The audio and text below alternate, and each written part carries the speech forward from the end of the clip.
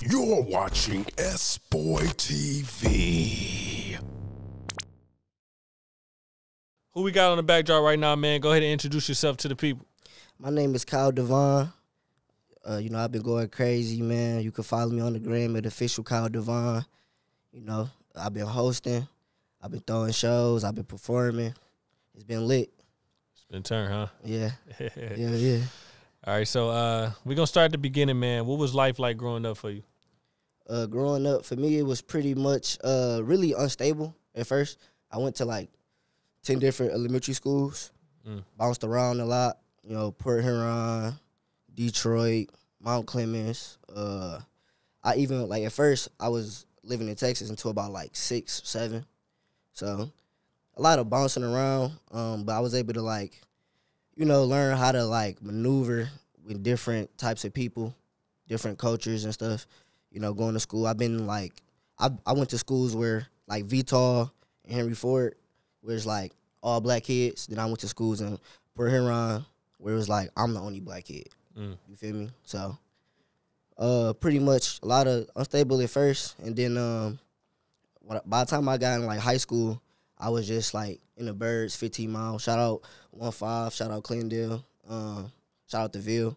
I was just, at that point, I was able to, make my own little money. I didn't have to just bounce around or go wherever my mama was. I could just stay, where I wanted to be at for the most part, where I knew it was beneficial to be at for the most part. So, yeah, that definitely sounded like it was hard to, keep contact with friendships, too, though. How was that? No, yeah. Always was, something my mom had told me when I was younger was, stuff material stuff and, stuff like friendships is, you're going to always make new friends. You're going to always be able to get it back. It was times where, we'll leave, she a single mom, so whatever she was doing to make stuff work, she was doing it. So it might be times we'll leave one place, go to another place. You feel what I'm saying? Whether that be, sometimes it was shelters, sometimes it was, a friend house or whatever the case may be. Yeah, that's something that she showed me because, it was always okay. I always made more friends, and I always got, more clothes or whatever we left. Yeah. So what type of student was you in school, though? I was a good student. I was always, pretty intelligent. Through elementary and middle school, I was always, a smart kid. You feel me? When I went to DPS schools, elementary school, I was getting E's. I didn't know you could get E's. You know what I'm saying? Until I got one. I'm like, damn, I got an E. But, that's just because, the schools I went to in Detroit, was Henry Ford Academy and VTOL, and it was, just terrible. Not even having real teachers, not having enough books. So we really just fighting, and I was always a new kid, and I'm short. So it's I'm always pretty much, gotta, fight first. I'm bouncing around. I'm a new kid. So that was how I was at first. But then as I got older, into, high school, I was still intelligent, but I started to kind of lose interest in, school. I was starting to, research more stuff on, the song True King. You feel me? I was starting to get into that type of bag of researching, Black history. My sister was Muslim, so she would take me to mosque. I had a Quran, so I'm reading the Bible and the Quran. I'm starting to do my own research. So now it's, simple stuff of, me being oh, black people was already in America. You feel me? If I say that in school, it's they that's not what's going on. You feel me? My friends is you're stupid. That's not, no, we came from, but I'm no, black people was already in America. I'm talking about Moors and shit at 16. And it's so I started to lose interest in, you know what I'm saying? I'm yeah, that's not really for me. Yeah. You feel me? But I was always I was lit in school. I rapped in school. Shout out June Lee. Shout out Bad Ape T. Shout out RP my brother Mintz. We was making music, in school. I was class clown. I won best comedian, stuff like that. I was intelligent, but I was known as the funny kid that played basketball. You feel me? So you do got some game on the basketball court, huh? Yeah, I got a little, but I'm probably I'm ass now. You feel me? Mostly because conditioning, because the skill stuff don't really go away. It mostly be being out of breath, not being able to do stuff. But no, I was good, especially for my height. I think that's why something I always tell people in my school, I feel personally I was overrated because of how short I was. But I was used to like make niggas fall, hit game winners. Like I was really like cold. I played with, like I mentioned before, I played with good players. That's why I was good. You feel me? Like shout out Rico, my nigga Rico Zuner Harrison. He played for Michigan. He played all 4 years. He was a part of the championship teams. Like he played with Jordan Poole. Shout out Romeo Weems. We played together. And we played for the Cowboys, AAU. So like he played in the G League. So like he on his grind. So I had a lot of like good comp around me. And so I always loved basketball too, like since I was little. Yeah. So I was pretty deep. I'm still good. Like if I go hoop, you would be like, he good. You feel me? I'm gonna feel ass, but I'm still good though. Okay. So you think you can beat some of these rappers out here? Like what rappers we talking about? I'm just saying, like, you a rapper. Yeah. There's rappers out here that say they can hoop. They say they was sweet back in the day too, just like you saying. Yeah. You think right now you could take them out on the court one-on-one right now? See, it depends. Like, I'm an actual hooper, bro. So I'm like 5'3". So it's a lot of niggas like I can't beat one-on-one just because of height. But like if we go hoop, like if we go play basketball, I'll be probably more valuable than a lot of than most rappers. Most rappers, you feel me? Like what you mean? Like Sada Baby can hoop. You feel me? Skillet Baby can hoop. Like, am I saying I'm better than them niggas right now? Probably not. But if I go like, I can hoop for real. Like, I'm naming niggas that actually hoop that'll tell you I can hoop. Like Rico Zuner Harrison, he played for Michigan. You can look him up. Like we grew up together. We played basketball together. Like I ain't capping. So yeah. I can hoop, but playing one-on-one against a nigga that's 6'3", I'm never gonna do that good. You know what I'm saying? What if I give you somebody around your height though? Nah, I ain't never met a nigga around my height that was like able to nah. Okay. Cause it's like I'm 5'3" and like I'm playing against people that's 6 feet and other like over like 5'10" and over. So when you go against somebody your own size, like most people know. Okay. You gotta be like a real dog. It have to be a real. You feel me? I got somebody for I ain't you. the best hooper ever, but nigga, most people like you my height probably not. You feel me? Okay. Real talk. If you give me like if I really get back like in shape, I was really good at basketball. I'm ambidextrous. I'm a lefty. Like. Okay. If you hoop, you know with that I'm a lefty. Like niggas don't even not used to. You gonna send me left, I'm gonna score like 3 or 4 buckets because you sending me left at first. Yeah, no, like, you feel me? All right, so when did the creative element come in for you though? What age was that for you? I think I was always creative. I used to like dance when I was little. Like I loved Chris Brown. Looked up to Chris Brown, crazy.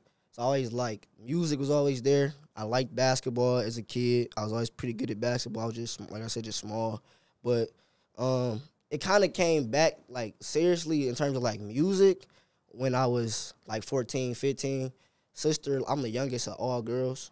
So my sister left, who was, like, the closest in age to me, and she used to write poetry to, like, get her stress out. And so my mama a little crazy, you know, bipolar, single black woman. So she, you know what I'm saying? So it was times where, you know, she might be going off. She might be whatever. And, like, I didn't have nobody to, like, go to now. So I'm like, dang, let me just do what my sister used to do.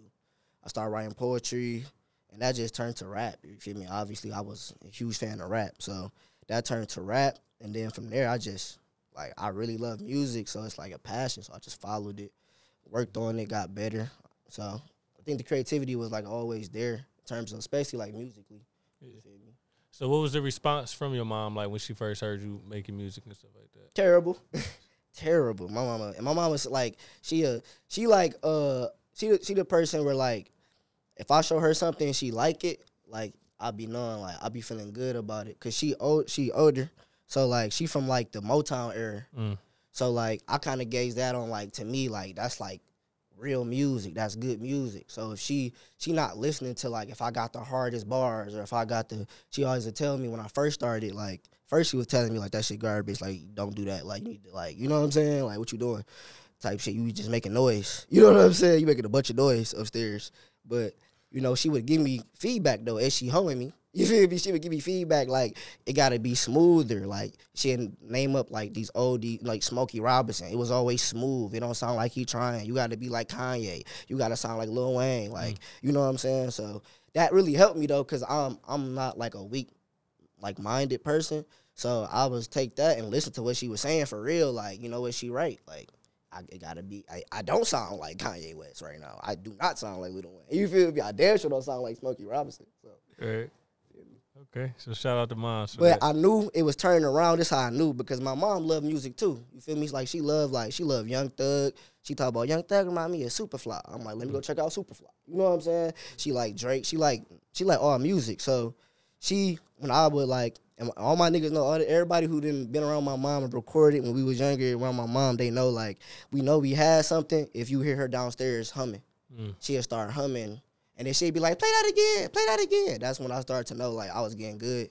Because she went from, like, nigga, that shit is not good. You need to focus on something else to, like, play that again, you know, like.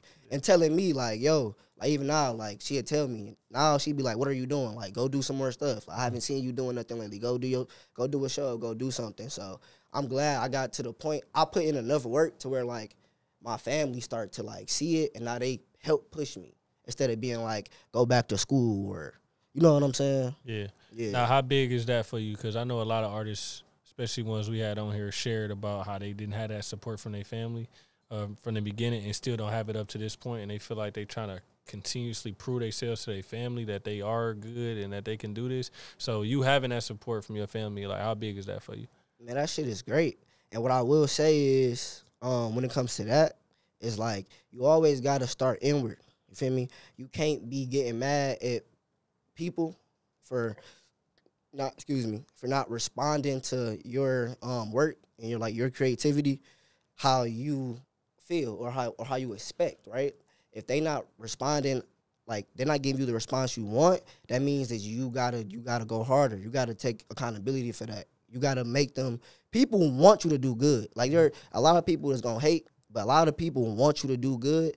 And you gotta start to do it, and then they gonna support. Once you make the effort, once you really they see you moving, they gonna see what you doing. Like the way I put it is like, we all got a blank canvas. So your mindset, you see something on that canvas, nobody else see it. So you gotta start painting it. The more you paint that canvas, the more other people gonna be able to see what you doing, and then they'll add to it. They can be like, okay, I see what you drawing. I can do this. I can do this. I can add that. You won't even have to, it'll come to you. That's the best advice I can give, because that's what I did. Like, it didn't, like, my mama wasn't just supporting me until, like, when I got good. I feel like she started really supporting me when I started putting the work in. And she started seeing me, like, no matter what she told me, I was still doing music. You feel me? I was putting all my money into music. I'm working hella hours, triples, doubles, and spending it all on music. You feel me? So that's the best advice I can give, bro. You gotta make people. You gotta show them. You gotta really show them your canvas. You gotta show them your vision, bro. That's deep. I ain't gonna lie. I ain't heard it broken down like that before. You ever thought about preaching? Hey, Thoroughbred, shout out my nigga Essie, bro. He used to call me a preacher in high school. Really? Yeah, when I be talking about the Moors and shit. He be like, you a preacher, you on that preacher shit. I'm like, all right, I feel it. Y'all niggas should have been listening to Mr. Jackson. Mr. Jackson had some answers for niggas, bro. I'm telling y'all, not everybody want to be woke. Everybody want to be fake woke nowadays and shit. Yeah. I'm telling you, you got to listen to them old heads, bro. Man, talk about that, though, because that was a good point, too, as far as older generation, man. A lot of people feel like they not worth hearing from, man. They outdated, man. So you gotta listen to the old heads. I feel like you gotta listen to everybody. You feel me? Because a lot of times, I feel like you can never hear too much of the right thing at all. And then if somebody telling you something that's like, a lot of times you can learn what not to do from somebody. So if you like, oh, this dude don't know what he talking about, this or that, well then whatever he telling you, but do the opposite. Or don't do that. Like, don't do what you feel me? Like, you can learn something from everybody. But shout out Mr. Jackson. That was my mentor. You feel me? I was Macomb Community College. I was, like, performing for them, like, doing, like, writing for, they had, like, a mentoring program. So we'd go to, like, high schools and stuff, trying to get kids who, like, didn't know what they wanted to do after school. Like, it's cool to come to a community college. So we was doing music and stuff. Mr. Jackson really set me up with that. I didn't want to do it. But he, like, talked me into doing it. I'm glad I did, because that really got me good at performing. For real. So shout out Mr. Jackson. Man, that's major. So we got into how you develop your performances, because we see how that went. How did you develop your sound, though? That was being creative. And, like, this is why I tell a lot of people, because, I engineer. So I've been doing it myself, because we was young, broke, couldn't pay for studio time, so you got to figure it out yourself. So get your own equipment. If you're an artist, get your own equipment. Like even if you don't become the best like mix and master, the best part about having your own equipment is that you are comfortable and you are not rushing. You can always send your music somewhere to get mixed better until you learn how to mix, right? But just to have your own equipment, I was able to literally wake up, be in my drawers, and like make music. And I'm not worried about how I sound or like embarrassing because my homies in the studio with me, or I'm like don't want to waste time, so I can try. Like I got some of the craziest stuff recorded like over the years that nobody ever gonna hear, but I was able to try stuff, see what I like, what I don't like, you feel me? And over time, you do come up with your sound. I do got a lot of, I'm very versatile. I like a lot of music, so it's like a melting pot of that, you know what I'm saying? But that's the biggest thing for an artist. Get your own equipment. Like in this day and age, like you don't take much, you feel me? But get comfortable recording. Get comfortable like rapping on the mic, hearing yourself. So when you do go into studios, you kind of already used to, you used to performing. You're not messing up, doing it a bunch of times and wasting your money. You feel me? And you know how you want to sound. That's major. That's major game right there. Yes, sir. Provide them with like a ballpark budget of what they should be at least seeking to spend For like a little home studio. Yeah. All right. So main thing you want to mic. The main thing you want to spend money on is your mic. I probably spent like $300, $400 on my mic that I use. I see it in a lot of studios. They charge different prices. So like, I use a blue mic. Mm-hmm. I forget which one exactly, but y'all can, it's a blue mic. That's like $300, $400, and then after that, I mean, you need a mic stand, $50, some type of computer, a band, let's just say, whatever, right? A software. That might be like another $100, but I ain't never paid for the software, so you can get crack software and it work. You feel me? So that's like what I would say. And then you probably want like a pop filter in front of it, which would be the filter in front of it will probably be like $20, $50. The behind you can get small one, you can get a big one. A small one is like $50. A big one would be like I bought for like $100. Mm-hmm. So like two bands, and then you should be able to work that out. You know what I'm saying? Two bands, okay, or less. Like because I know people that got mics is $50. Right. You know what I'm saying? But yeah, about two bands, and you should be able to really. And that's if you don't already have a laptop. Most people already got a laptop. Yeah. That's why I almost forgot to put that in there. But most people already got a laptop. So. Yeah. I feel that for sure. So how would you describe the type of music you make? Authentic, real, like I said, versatile. Because if people who know me and listen to my music, I mean, I already showed it. You feel me? I started dropping in 2021. You feel me? I dropped like a tape that was pretty versatile. Then I dropped some songs, like some bangers, like some like rocker type songs. And then I dropped like a dance hall tape a year later in the summer. And then I started dropping a song every week. I did that for like 30 weeks. So, I mean, you could just, you know what I'm saying? It's different. Yeah. I'm definitely versatile for sure, but it's quality though too. So I would say it's just authentic. Like you listen to the stuff I talk about, you know, I get personal because I use music for me as like therapy. So a lot of times, like one of my closest friends told me he always could know how I'm feeling by just listening to the last song I made. You feel me? So it don't get no more real and authentic than that, bro. That's real. Yeah, he told me, I'm like, yeah, I'm gonna always bring that up. Yeah, that's real. In interviews. Yeah. So, boy. Wow. So is there any artists that inspire you? Hell yeah. Like I said, Chris Brown, obviously, that's like the first. I was trying to be like Chris Brown, you feel me? And obviously, like Prince, Michael Jackson, and then, like, man, my favorite, like, rappers was, my first rapper I ever heard was Eminem. That's the first, like, introduction of hip-hop to me was Eminem. I was living in Texas still. I'm, like, 5 years old.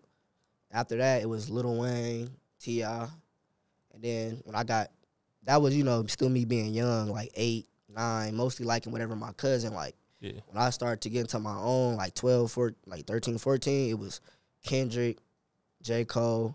Those was like my main, you know, like J. Cole, why I wanted to rap. Yeah. When I heard J. Cole, I was like, oh, like, he like basketball.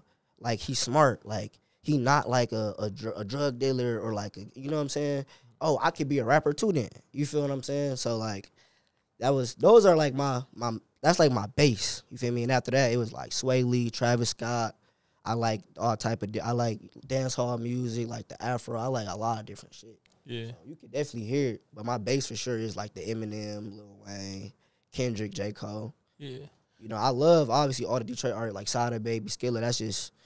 That's in us type shit. Right. So you gonna always have that part. So even when I hear when you speak about J. Cole, it sounds like J. Cole was that representation for you to know that you got a place in hip hop as well too. Do you ever think about that for yourself and how you represent yourself and how other people might be impacted by you? No, I don't. I don't think.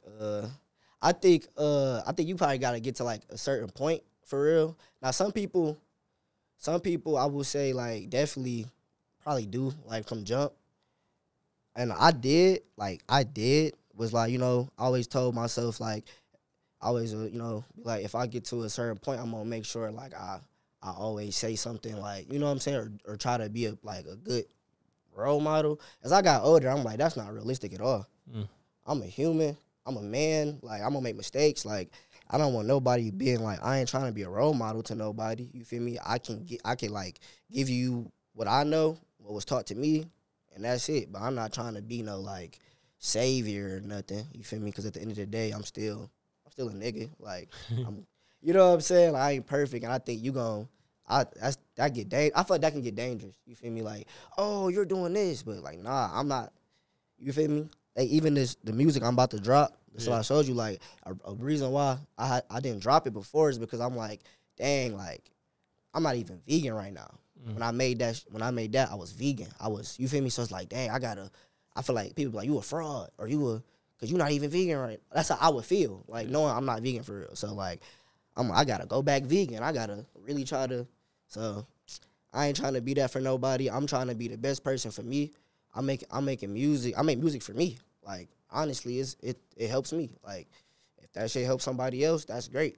Yeah. But it's really for me. It's just really selfish. I make music really for a selfish reason. It's for me. I like to do it. I enjoy making bops. Ain't nothing wrong with that. I enjoy making stuff that make your mama dance, and your auntie dance, and your bitch dance, and your sister dance. It's like. Where do you see yourself 5 years from now, man? I see myself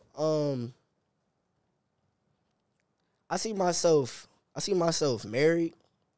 I see myself with more kids. I just had a beautiful daughter. I see myself being successful for sure. I'm already headed in that direction. So God willing, it's just in 5 years it'd have been tenfold, you know.